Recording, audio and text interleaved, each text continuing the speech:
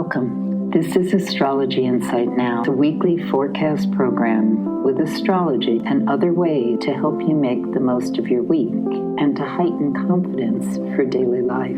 It's run by Pamela Cuccinell, that's me, the astrologer, and I invite you to find out more about my work at insightoasis.com. I look forward to your joining us every week. Please share with your friends, and here we go. The week of February 16th, 2026. Now, this week has that solar eclipse, new moon, as well as the conjunction of Saturn and Neptune. And I am releasing on its heels a podcast that is a focus of 2026, kicking off as of the 17th of February, and that will go more in depth as to the week that I'm about to talk about and beyond.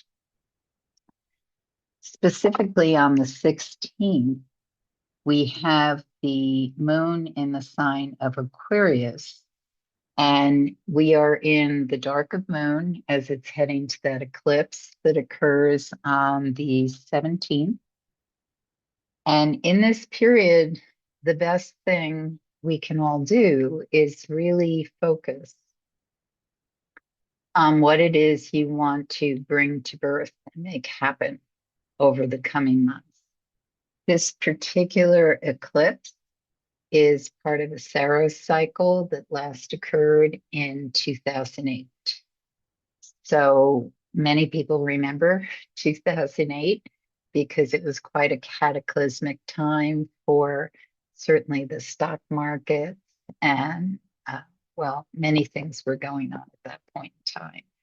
But what you did personally and how it affected you, there may well be an echo with what's happening at this point in time. It's going to be different because the outer planets are all in different positions, and we are moving into very strong fire and air energy, very yang. You're the fire horse. So Monday is a really great day to kind of be quiet and reflective, in spite of the fact that midday, and the times I give are Eastern time, so you need to adjust depending on where you live. But midday, early afternoon, some people especially, are going to be very wound up and a lot of high energy, potential for anger, frustration, depending on how well someone expresses these things. So ideally, if you're in an environment or you feel yourself sort of the steam rising, you want to moderate that and come to terms with how it's building so that you really understand the momentum that's trying to push through. Because ideally, what's happening is you can channel that fuel, that energy into something constructive when you understand it. So sometimes what happens with Mars energy is we can experience it as anger, frustration, anxiety in some cases. And what it's telling you is whatever the problem is, the frustration, the lack of ability to express. With Mars in the sign of Aquarius right now, and this is a very Aquarian type day, in that the moon is in Aquarius, we're heading towards a new moon in Aquarius. One thing that Mars represents, because Mars is about how we assert ourselves, how we express anger, how we express desire, libido energy. It has to do with how we direct ourselves in life. Aquarius is an air sign, so it's very linked to verbal, mental expression. And Mars penetrates. That's part of what it does. And if you or someone around you is feeling they can't express themselves, articulate, they aren't being heard, that can lead to a lot of anxiety, anger, frustration at not being able to express well or be heard. So pay attention to if that's something you're experiencing or someone around you, because when we tap into understanding where the frustration, anger, inability to move forward is coming from, we can really learn how to articulate it better, understand it better, communicate better. And that is so available to us this day. The messages that get transmitted so that they're heard and received can really hone in and be a lot easier to understand. And that's a lot of what I think is going to be going on in 2026, which is a 1 year. So it's talking about how we can change the tape, turn things around, or do it differently, spin it differently, so that there is more understanding and messages are heard in a way that lands. There's been a lot of confusion for quite some period of time because of, well, many factions, many agendas, and things have gotten very muddy. But it's going to start burning off. The fog is going to start burning off. And on a day like Monday, which is dark of moon, we still aren't in that new moon seed quite yet. It's a wonderful time to look at what's around you and decide, okay, I'm not going to really focus on that anymore. I'm moving from that. I'm going to complete this. I'm going to put that away for a while, or I'm going to give that up as something that I'm not going to be focusing on. The more decisions we make along those lines on a day like today, the more liberating when we step into also what we're thinking about. What am I initiating? What am I launching? What is important for me to be focusing on over the next couple of weeks and perhaps even beyond? And because this eclipse and it's a very loaded eclipse, for not only because of its historic resonance, which has to do with connectivity and community, but also because it kicks off the Lunar New Year, the year of the fire horse. And it's also Mardi Gras, and Ramadan begins.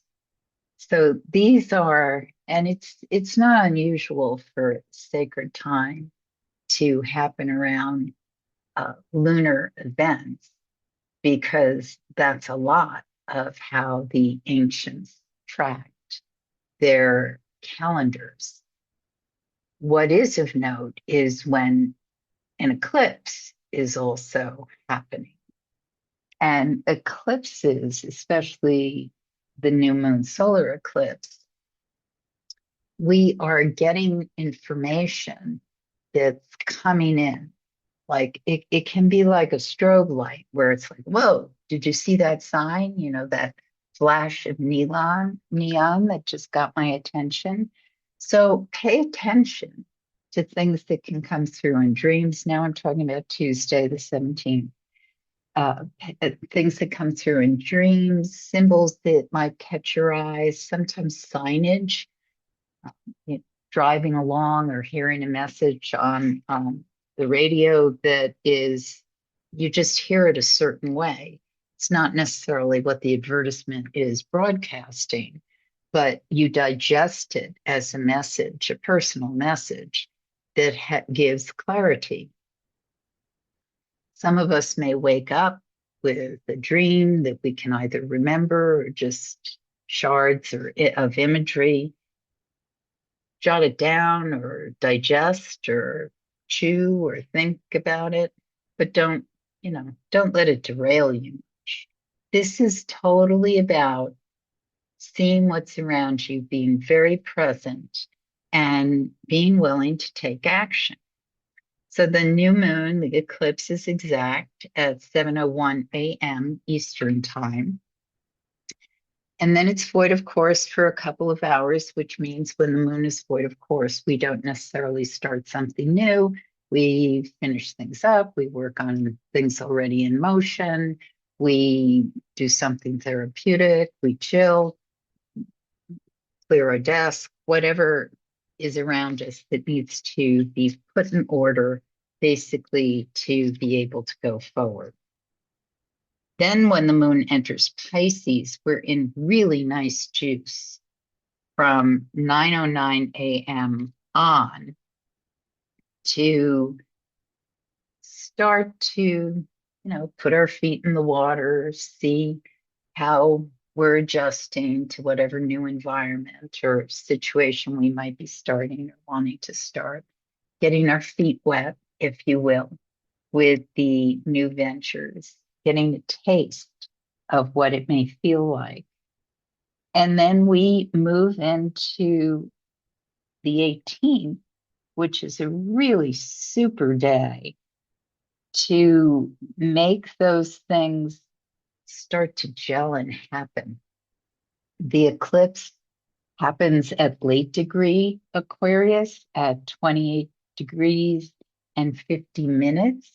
So on the 18th, we have, Ash Wednesday, I noticed, we have that moon in Pisces, but the sun has entered Pisces. So it's this nice gelling energetically of Piscean energy, which sounds it kind of reverberates and really instill whatever it is we are working on energetically creating. So we can have in our minds, building up to that eclipse, like this is what I want to create and make happen. Let's say better harmony among neighbors, friends, family, the world, the planet. But when we get into Wednesday, the 18th, it can really start to feel as though you're seeing possibilities. Things can be coming together. There's a lovely picture in the sky between the moon and Jupiter midday into early afternoon. And that suggests this ability to really embrace the possibilities of connection.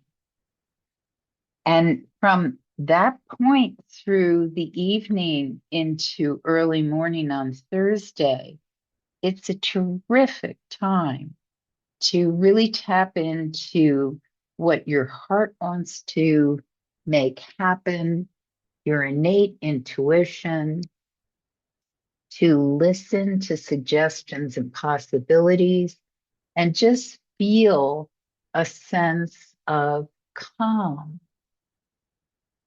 We can get very disrupted very easily in our present world. Computers, electronics are always pulling us, tugging at us to get our attention. In our seemingly easier world of, oh, I just tap this and this occurs, or I talk to my Siri and things turn on, or it tells me answers to what I need to know.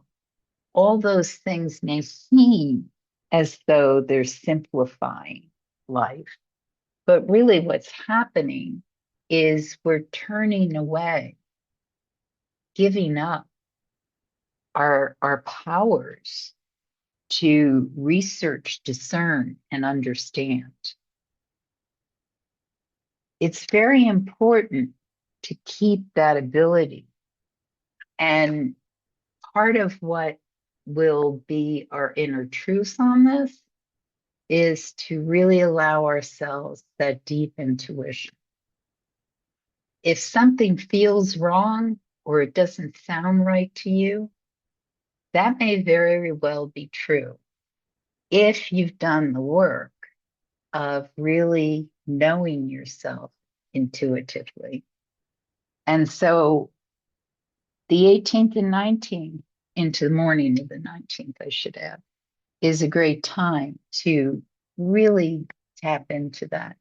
Give some time to meditation, ways to recharge, refresh, listen, deepen into innate understanding of love and security and a sense of rightness in the world. Do not be seduced or led away into fear and messaging, which is doing its best to interrupt your inner peace place. So the moon goes void, of course, at 10:23 a.m. on the 19th, Thursday, and it doesn't enter Aries until 2:39 p.m. So depending on your work or what's going on for you late morning to mid-afternoon on this day, it can feel very, what's going on there? Why isn't this kind of coming together? Because we're in this void of force period. And so what we really want to do is take our time with things. And if we're allowed to take a break, we do that. We really allow ourselves that break. If we're not allowed to do it, it's just super important that you check your appointment schedule, make sure you know where you are and when you're there, and avoid scheduling anything that's really important or contractual. Once the moon goes into Aries at 2:39 p.m., this is a real kicking day. This day into Friday the 20th, so much can get done. It's a highly productive day, especially for those who are focused, know what they want to make happen, and know where they're going. Very, very charged for fire and air people. And that's not just the sun sign, it's also the rising sign, moon. It's always good to know when you listen to these things what your personal astrology is. If you don't have your horoscope, you can go to a site like astro.com and they have free horoscope options where you can plug in your birth data and start to get familiar with what your rising sign is, sun sign, etc. So when I'm talking about the moon and where it's traveling, when you know the area of life that it's moving through, you can really actualize that and use it in a way that is even more productive. It doesn't mean that you can't do things that aren't in that theme or area of life, but it does mean that when it is complementing that, you're kind of in a supercharged space, especially when the moon is well aspected. So Friday the 20th is the day where we have this Saturn Neptune conjunction at 0 degrees Aries. This is a really big deal. I go into it more in depth on the other podcast about 2026. But the shorthand version is this occurs about every 36 years. So when you think back on what was going on for you in 1989, this is a time that you can focus on that kind of thematic dialogue, whatever that was. It's different because this is 0 degrees Aries, and 0 degrees on any of the cardinal signs touches the world axis. So it's really a jump start and a kick forward for things that are imprinted and have a big ripple. And not all of us are here to have a big ripple effect on the world. But as I say all the time, whatever happens in our personal life, how we present ourselves, how we respond to other people, it reverberates. It matters when we go into a room, a public space, how we deal with other people. All of that has vibrational increase. And so when we reflect on how we want to impact the world, because Saturn Neptune is about certain things are eroding, dissolving in the process of going away, and other things are going to be built on. 1981, 89, the Berlin Wall was being dismantled. Really huge symbol. Did the world change insofar as Cold War dynamics and Eastern economies? Yes, depending on the countries, but did we really evolve into greater brotherhood country to country? Obviously, these are things that are still being reckoned with. So for each of us personally, what was going on then? How are we rebuilding? What are we creating? Overall, Friday the 20th looks like a highly productive day when we're goal oriented, know what we want to build and what we're ready to be moving from. What can be very confusing is this sense of things are falling apart and what is being built. Keep in mind, this last movement of Saturn Neptune is happening in between 2 eclipses. And so there's a lot of charge, electrical charge and current for light year propulsion of what happens next. So historically, if we look at this was going on then and this is happening now and every 36 years, blah, blah, blah, this is a big one. This year, also because of all the fire, the yang and air energy, this year has such a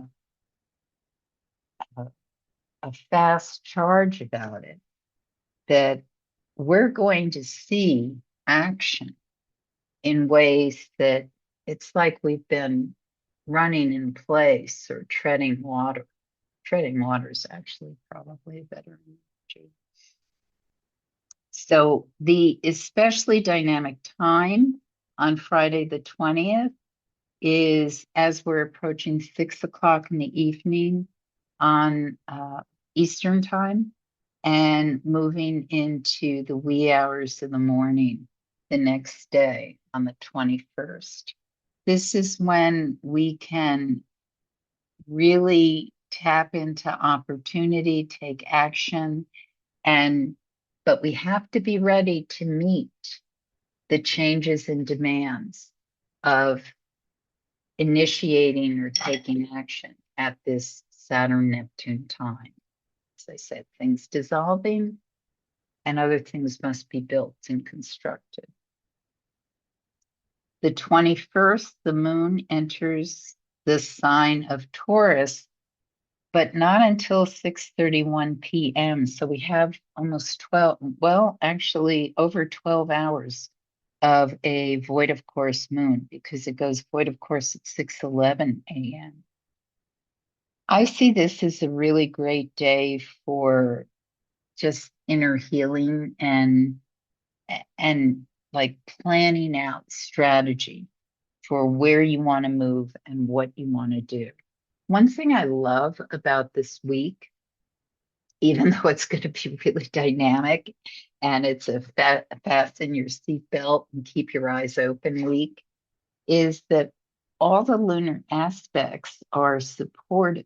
We don't have a lot of, well, we don't have the kind of squares, oppositions, tension that I see a lot of times. What I'm seeing is a week where, for those of us who are ready to launch, ready to work with this energetically, there is smooth movement and the ability to really stride forward. And it's so important to think in terms of what I want to make happen and how I want to do it. And to not be afraid of what's presented to you and how you might have to move gracefully or quickly to adjust. When that moon moves into the sign of Taurus in the evening, this is more about, okay, let's start to bring it down to earth, solidify. And we may have to confront certain things that are not so easy to modify, that we feel a little resistance to. This isn't necessarily bad, but it's important to understand when it comes up for you, why am I fighting this? What's going on? Where am I? Where does the fear come from? Because when we don't understand it, we get stuck and we can't move out of what feels threatening to us. And sometimes the threat comes from within, this sense of, I do not want to let this go. I am attached to this. I am comfortable with this. I identify with this. But if you really want to plan something new, make something more secure, and create more sustainability for so many things. I'm not just talking about ecologically, which is important. I'm talking about security for yourself, for your community, for your loved ones, for your pets. I mean, all these things sometimes require us to get out of our comfort zone or what it is we like to control or what we're very attached to. The ability to recognize and move into promise is going to serve us well over this weekend. Sunday, the 22nd, really tremendous day for those of us who want to recognize opportunities and, put our soil in the dirt and put our hands in the dirt. So what I mean here is, if you want to grow something new, if you want to create something new, you got to get your hands dirty. You got to sometimes get on your knees and do the work. And for those of us who are willing to do that, it's going to move much faster than you might think. You have been listening to Astrology Insight Now. Please share with your friends, and if you'd like to make a donation, you can do so at astrologyinsightnow.com. Have a stellar week, and we hope to see you next time.